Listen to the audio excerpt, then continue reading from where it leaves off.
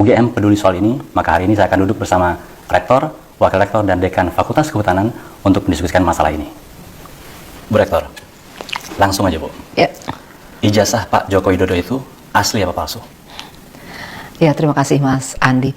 Kami punya data dan bukti bahwa Bapak Joko Widodo adalah resmi menjadi lulusan dari Universitas Gadjah Mada dan juga sudah diberikan tanda kelulusannya kepada yang bersangkutan.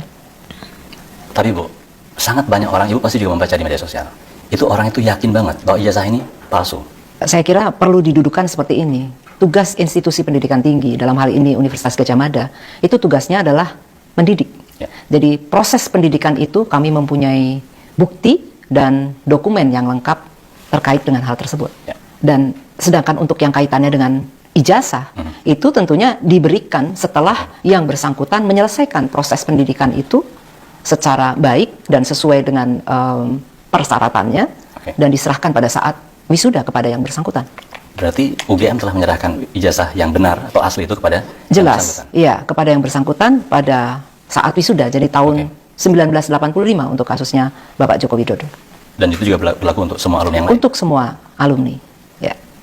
Bu Rektor, kita lihat di media sosial, itu banyak sekali beredar gambar, analisis segala macam mengatakan itu palsu. Itu gimana Bu? Jadi ijazah itu kan tahun 85 sudah diserahkan kepada yang bersangkutan. Artinya yang menjaga ijazah itu adalah yang bersangkutan. Oleh karena itu Universitas Gadjah Mada ini ya kita tidak mau berkomentar terkait dengan ijazah, a piece of paper yang sudah ada di yang bersangkutan. Artinya UGM juga tidak bertanggung jawab apakah yang beredar sekarang itu adalah yang diserahkan UGM dulu itu bukan? Atau bukan, kita tidak ya, bertanggung jawab untuk itu. Baik Bu Rektor. Sekarang ke Bu Wening, Bu WR. Saya tuh selalu penasaran Bu. Sebenarnya kalau kita pengen tahu seseorang ini, siapapun lah, bukan hanya Pak Joko Widodo ya, seseorang ini sebenarnya alumni UGM atau bukan, itu cara paling tepat mengetahuinya itu gimana Bu? Cara paling tepat adalah orang tersebut menunjukkan ijazahnya kepada kita. Di orang tersebut yang menunjukkan ijazah tersebut. Karena ijazahnya ada pada orang itu? Ada orang tersebut. Oke, gini Bu, ini hipotetis ya, atau pengandaian. Kalau ada orang, saya pengen tahu nih, dia alumni UGM atau bukan, tapi dia nggak mau menunjukkan ijazahnya. Sejauh mana UGM bisa membantu atau bisa mengklarifikasi itu? UGM dalam hal ini tidak akan bisa untuk memberikan mengklarifikasi karena apa? Memang harus orang tersebut yang harus memiliki ijazah, dan kemudian kalau misalnya saya ingin tahu nih orang ini alumni atau bukan, kita terbentur pada peraturan. Kita tidak bisa menunjukkan data pribadi kepada orang yang itu tidak relevan dengan mereka yang memiliki ijazah tersebut. Baik, tapi artinya Bu Wening, UGM sebenarnya kan bisa ngecek kan ya bahwa orang itu ada datanya apa tidak, tapi tidak dibolehkan menyampaikan informasi itu kepada orang yang tidak berwenang. Betul begitu maksudnya? Betul, ya. Oke. Ini pengandaian lagi nih Bu. Kalau seandainya yang meminta punya kewenangan, katakan negara meminta gitu ya. Nah itu kami akan memberikan, karena itu adalah lembaga yang berwenang, yang akan memiliki otoritas untuk bertanya kepada institusi pendidikan misalnya, ada satu hal tertentu yang harus kami tunjukkan, maka kami akan menunjukkan. Oke, masih kepada Bu Wening nih. Ini agak sedikit lucu tapi menggemaskan menurut saya Bu ya. Banyak orang bilang Bu, ijazah Pak Joko Widodo itu palsu dan dibuat di sebuah percetakan di mana lah gitu, mungkin Jalan Pramuka kalau saya pernah baca. Komentar Ibu gimana? Sebetulnya sederhana ya cara logika berpikirnya. Sebagai contoh nih, misalnya ada sebuah perguruan tinggi ternama misalnya ya di Inggris atau di Amerika, gitu. Sebutlah Oxford misalnya. Terus kemudian ada seseorang itu yang memalsukan ijazah Oxford. Dan kemudian dipakai oleh dia dan kemudian orang percaya bahwa itu palsu. Itu kan tidak ada hubungannya dengan Oxford. Misalnya. Ini sebagai pengandaiannya. Pengandaian. Dalam hal ini misalnya, jika itu memang, saya tidak berani mengatakan itu benar, tapi kan beritanya begitu. UGM kan dirugikan sebenarnya. Karena orang mengatakan, ijazah UGM itu gampang, cetak aja di Jalan Pramuka. Apakah UGM tidak bertanggung jawab terhadap itu? Atau apa langkah UGM? Atau ada langkah yang harus dilakukan oleh UGM? Atau memang UGM harus diam saja? Misalnya terbukti bahwa seseorang itu melakukan pemalsuan dan itu mengatasnamakan UGM, ya UGM akan bergerak dari sisi hukum, melaporkan dan lain sebagainya. Berarti clear begitu ya? Artinya apakah betul ini dugaan saya berarti? Memang tidak pernah ada yang melaporkan secara resmi bahwa ijazah UGM pernah dipalsukan di Jalan Pramuka? Tidak ada. Tidak ada laporan itu? Dari Bu WR, saya akan ke Pak Dekan. Pak Dekan, Bapak Joko Widodo itu masuk tahun berapa? Dan apa buktinya beliau memang pernah masuk ke kehutanan, Pak? Baik, terima kasih. Jadi Bapak Joko Widodo itu bisa dikatakan masuk pertama kali ke UGM itu setelah mengikuti serangkaian tes, kemudian diumumkan ya. Proyek Perintis 1 itu diumumkan pada tanggal 18 Juli 1980. Itu baru pengumumannya saja. Jadi kalau kita ditanya kapan masuknya, tentu setelah registrasi. Nah, registrasi itu dilakukan pada tanggal 28 Juli 1980. Ya, jadi bisa dikatakan bahwa masuknya tercatat resmi di UGM itu adalah 28 Juli 1980. Gitu. Ini saya mewakili netizen itu, Pak. Ya. Buktinya apa? Kalau Pak ditanya gitu gimana? Ya, ada. Jadi kita memiliki bukti form izin registrasi untuk pertama kali. Jadi di UGM itu pertama kali ada registrasi, kemudian nanti di semester 5 itu ada namanya registrasi. Ya. Dan jadi itu semua dua-duanya ada di Fakultas Kehutanan. Tunjukkan dong, Pak. Nah, mohon maaf, sekarang posisinya kita serahkan ke kepolisian, jadi kami tidak bisa menunjukkan itu. Saya menganggapnya itu sebagai data pribadi. Baik. Berarti ada 2 poin ini. Ya. Satu itu mungkin data pribadi, jadi kita harus hati-hati. Ya. Kedua, memang faktanya sedang ada di proses kepolisian. Ya. Baik. Bu Rektor, ada yang mau disampaikan soal itu tadi? Tambahkan?